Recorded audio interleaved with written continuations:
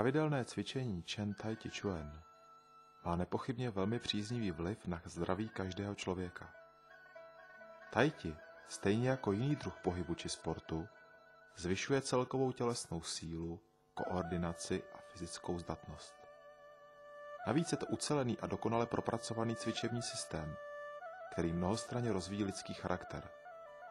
Vyžaduje odhodlanost, vytrvalost i používání inteligence. Mnoho lidí začíná s Tai Chi kvůli jeho zdravotním účinkům nebo bojovým dovednostem.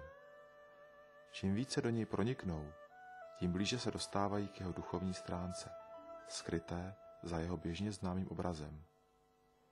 Aby bylo možno dosáhnout bojových dovedností a dostat se i k hlubším aspektům tohoto umění, bylo vyvinuto mnoho různých tréninkových metod, včetně základních cvičení, stání v postojích, trénování jednotlivých pozic, cvičení forem, cvičení na rozvoj síly, cvičení se zbraněmi a přetlačování rukama na rozvoj citlivosti.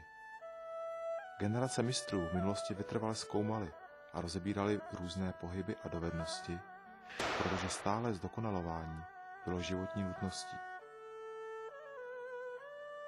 Před vynalezením palných zbraní bylo zachování jednotlivce i skupiny závislé na schopnosti bojovat holýma rukama či se zbraní.